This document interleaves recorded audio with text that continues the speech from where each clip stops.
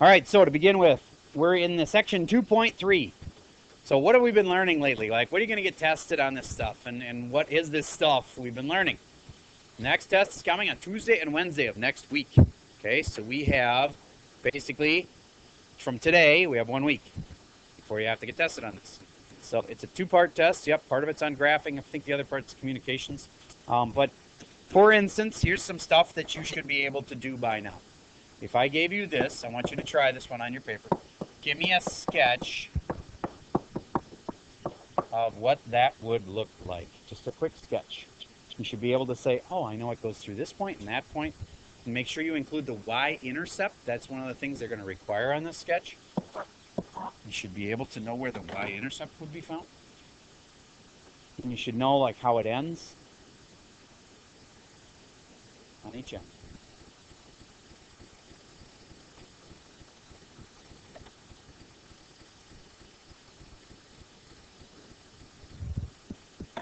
For those of you that are quicker than others, I'll put up the next question here on the same page. The next question would be, let's say you had a graph that looked like that. What would its describe its end behavior using limits? Like, the limit thing always starts the same way. Limit of the function as x approaches whatever. That's how those limits always look.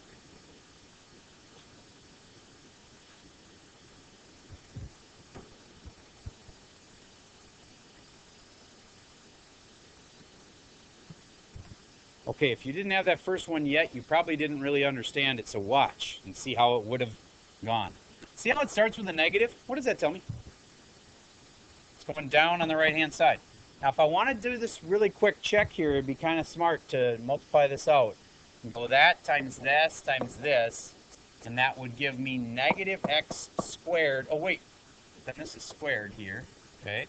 So then I'd have to say x squared, that's an x squared, times an x times the negative would make negative x to the third. That's my lead term if I had multiplied it all the way out.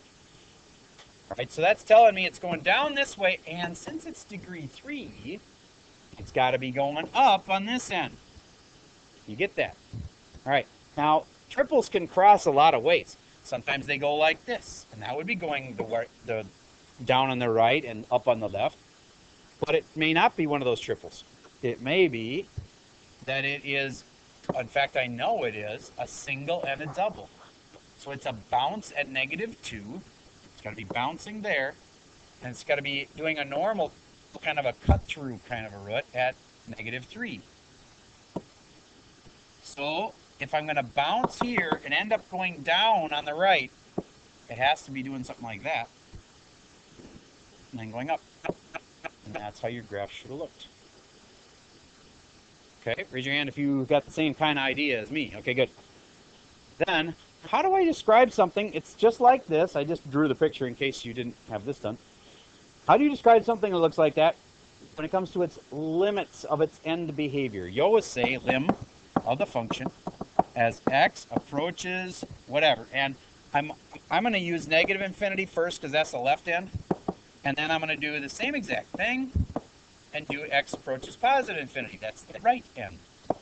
The left end limit is this side. That's the left, and it's up, so it would be positive infinity. And the limit of the other one is way to the right, way over here. It's down to negative infinity. Raise your hand if you get that kind. Okay, good. And you're so far doing all right. It's not everything you need to know. What if they ask you to write an equation which has roots of negative 2 and 5 and a lead coefficient of negative 3? Let's just leave it like that. Write me an equation that has roots of negative 2 and 5 and has a lead coefficient of negative 3. that's a bunch of words. This is a communication. I'm communicating to you what I need, and then you just have to write the equation. Remember, an equation always has y over f of x. And then it's got to have roots of -2. That's x plus 2 would be the factor then. So that -2 would actually make it equal 0. So it's x plus 2 and x minus 5. And then what's this lead coefficient of -3? Let's throw in a -3 right there. We're good. Okay, there's an equation that would match what they wanted. That's like an R2 level. If they added it in things like they wanted this to be a double root and this to be a triple root, and then they also wanted, I don't know, maybe that would factor to a certain thing, that might make it a harder thing. All right, enough about that. Let's talk about what you need to know for your next step to like move on here. Today's kind of an easy day. Because of the way I taught you the stuff before, some people taught this a different way. They talked about how when you have something like this, you count how many turns it has, and that tells you the multiplicities and stuff. I've been teaching you, look at the roots and see, oh, it's a double, oh, it's a single, this is a degree 2, it's a degree 1, and so therefore this would be a degree 3. Do you get that? Okay. I've already taught you that, so that when they ask you a question like this, it becomes, I hope, pretty easy. Just watch out for the little gotcha on it to make sure you don't screw this up.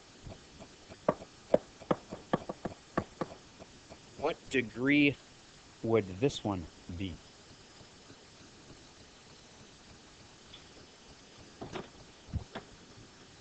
All right, if you're having trouble with exactly what to do here, it's obviously either 5 or 6. I hope you think it's 5 or 6 or maybe even 7. All right. Do you get what x to the second to the third would be? X to the 6th, yes. And then how about this one? One more for that one, right? Why am I adding them? Because if I multiplied this thing all the way out and got the answer in general form, I would end up with an x to the 6th in it being multiplied by an x, and that would make it an x to the 7th. Okay, now I got my lead term. Was it positive or was my lead term negative? It was positive. Again, I look at that and that being multiplied. It gives me that. So since that's positive, it's going up on the right. Since this is the 7th power, the ends have to be going opposite directions, so it must be down on the left. All right. Okay, another question on this same problem. They would have said, what are the roots? It's pretty easy. What's a root for that? X equals -5, and then, wait a minute. What's a root on that? What are the roots? The same as the zeros, right? So if I could make this equal 0, I'd have it, right? So you'd go x squared minus 3 equals 0. X squared equals 3. Just solve the little equation.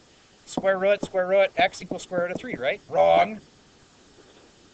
Absolute value means x equals plus and minus root 3. All right, but wait a minute. Didn't we say a second ago this is going to be a 6th degree? That one was degree 6. Oh, wait, plus another one was 7th degree? It's supposed to be a 7th degree, and I'm only getting 3 answers. Because this answer right here, those 2 answers right there, are done 3 times. So that's 3 times those 2 answers make 6 answers. Plus that answer makes 7 answers. So I could write them all out for you if you want. It would be plus and minus root 3, and plus and minus root 3, and plus and minus root 3. That's 2, 4, 6 answers. And then that last answer, which was x equals -5. There's my 2, 4, 6, 7 answers. Remember, you can have something like this. That to the 5th power. What does that mean? That means I got x plus 5, and x plus 5, and x plus 5, and ... See what I mean? I got a whole bunch of answers that are the same. All right. Next thing is, what's a multiplicity? Here's a problem. Once it's multiplicity of each root. Well, first of all, what's the root for that? Not 1. 2. Because if I put a 2 in, it'll make it equal 0. So the root is x equals 2. What is its multiplicity? Multiplicity just means the little degree that it is put to. You know how there's a 1 right there? So this one's multiplicity is multiplicity. If you want to write it all the way out, go ahead, but I'm abbreviating it. How about this guy? How could I make that equal 0? If x equals 0. So the root of that is x equals 0. And what's its multiplicity? Multiplicity is 3.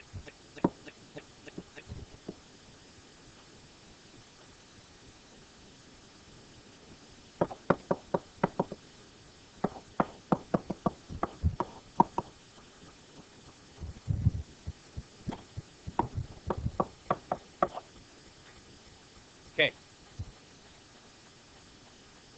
What degree is this one? Think for a second. Degree 4. Is its lead term positive or negative? You got to go this times this times this. Is that going to come out positive or negative? Positive. X to the 4th, and it'd be positive. So therefore, the lead term is positive, so it's going up on the right. It's got a degree 4. All right, what are its roots? What's that root? What's its multiplicity? 1. It's that little power. What's this one's? X equals negative 5. What's its multiplicity? 1. And what's that guy's solutions? There's supposed to be 4 answers. I've only got 2 so far. There's got to be 2 answers. And do you notice what kind of answers those are? Imaginaries. Because x squared plus 3 has to equal 0. X squared has to equal 3. X has to equal square root of 3, but this is absolute value of x.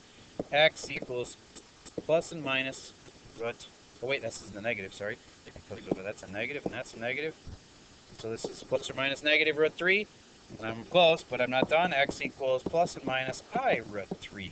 Whew, 2 answers there. 1 answer there. 1 answer there. Total of 2, 3, 4 answers. Does that make sense from the original problem? Yeah, it was a degree 4. That, and that, and that told me it was an x to the 4th. It's going to be a degree 4. All right. Next question. How do you find the zeros of something?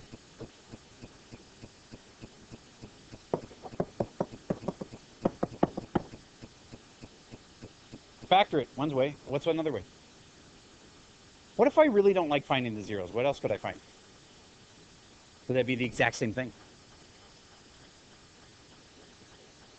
The x-intercepts. What's the exact same thing as that? So the zeros, which is the same thing as the roots. The x-intercepts, the roots, the zeros, the solutions. So any of those words work for you. That's what they want on this. Remember me telling you the hybrid thing yesterday? What was I saying would be kind of smart to start with? B squared minus 4ac. So I'm going to start with that. B squared would be 9 minus 4 times a, which was 9, times c. So 9 minus 36. Ooh, right away I can tell I'm going to have a negative number underneath that root. It's not going to factor then. If the number doesn't come out nice, it's not going to factor. So that's going to be negative 27. So from that point, the only way to get the answer is to use quadratic formula. Okay, so if you're asked for the roots on this one, you try to factor it for a long time, you're wasting time. You can't factor it. I know that because of b squared minus 4ac. And then this, finish it. Would you please write the rest of the quadratic formula? So this we already did b squared minus 4ac for you. Write out the rest of the quadratic formula and tell me what the roots are. Use the quadratic because it won't factor. Try this with a pencil and a paper. Quadratic formula. I already got part of it done. I did b squared minus 4ac. You do the rest.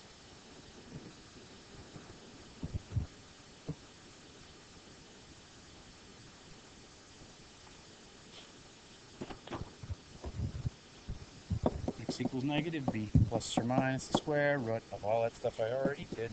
All over 2. Okay. And b is 3. And a was not. So Negative 3 plus or minus the square root of negative 27 all over 18. And if you can simplify that, then you can know what the roots are.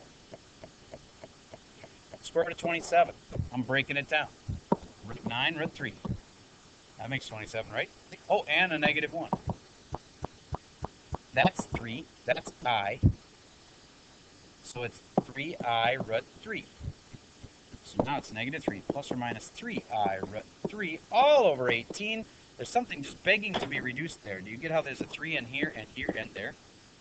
3 goes in here once, 3 goes in there once, 3 goes in there 6 times. Negative 1 plus or minus root 3 all over 6. Done. Oh, is there an I? I forgot the I. Sorry. Okay, there's the roots. They didn't come out nice. They came out nasty, because anytime they're imaginary, you have to use quadratic formula, and it'll have an I in it. I even forgot the I, but that's where it should be. All right. That was not super hard as long as you do the quadratic formula. You know, if you don't get this hybrid thing I've been talking about, just do the quadratic formula. It always works. It's just sometimes you could have factored it, and it would have been a lot faster. That's all. All right. How do you find the zeros graphically? On a test where you had a graphing calculator allowed, what's the fast way to find the zeros? Just graph it and find the intercepts. So if I graph something, it looks like this. There, there, and there. Just, there's your zeros. Not hard to do at all. Okay, so you just graph it. Now what part on the calculator tells you this? You can do second, calculate, 0. And it'll ask you, get just to the left of it. And then you remember here, you get your little spider pops up, and it's like this. And you go, it says, get to the left of it. So you get just to the left of the 0, and you hit enter. And then it says, get to the right of it. And you hit enter. And then get on it, guess. You go there, and you hit enter that third time, and it tells you, here's the 0 you want. And you do it again. And then it'll say, get to the left of it. So I get here. And then I get to the right of it. And I get there. And then it says guess. So I go right on top of it. And I hit enter, and it tells me what that 0 is. Okay? So that's finding the zeros by graphically, or with graphing. Yes?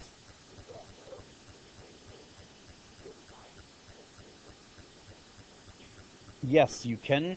That's a good question. She said, what if I put in a line at y equals 0 and then do intersect? Second, calculate the intersect. Yes, that would absolutely work. And you just have to be careful that you're moving your little spider thing around to be aware that, you know, it'll first ask, am I on the right line now? And you say yes. Am I on the right line? Yes. And then you move to guess. You got to guess right here.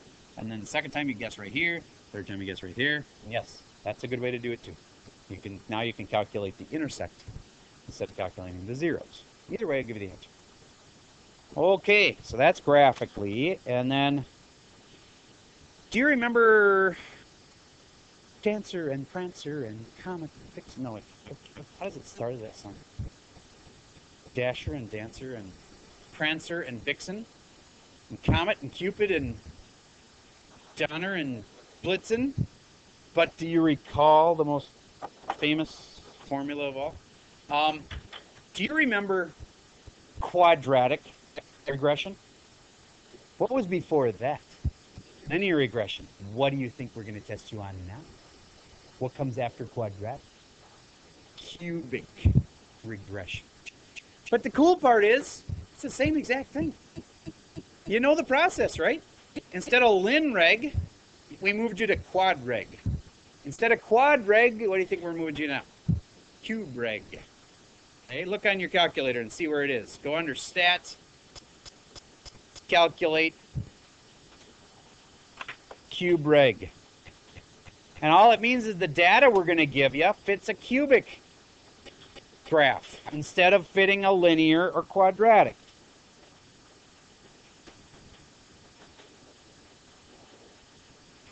It's under stat, calculate, cube reg. But otherwise, they're exactly the same as the ones we did before. All right. And that, oh, wanted a cubic function with these zeros. 2, that's an ugly 2. 2, -3, and 5. Can you tell me how to write an equation that would be a cubic function that would have those zeros? What was an equation always start with? Y equals. And when it's cubic, that just means the degree is going to be what? Degree 3. So when it's all done, it's degree 3. Do you get that I just need to make x minus 2, x plus 3, and x minus 5 as my 3 things, and that would be degree 3, wouldn't it? So that's a cubic function. Don't make this sound like so hard. I don't know what to do. It's just the same exact thing. Just make an answer that's got these 3 roots, and it'll happen to come out cubic. Now, how could you make one that was cubic that only had 2 roots? Like that. Square them both, then it wouldn't be cubic. Square one of them. Yeah. Slap a square down there. Now, perfect. It's cubic. How do I know that one's squared? You don't. But it's got that root. It's got a root like they told me. And it's now degree 2 plus degree 1 makes degree 3, so it's cubic. Right. Okay, I think that's all you need to know. So the homework is this worksheet I have in my hand. It's called 2.3, worksheet number 3. And that's all I got for the video.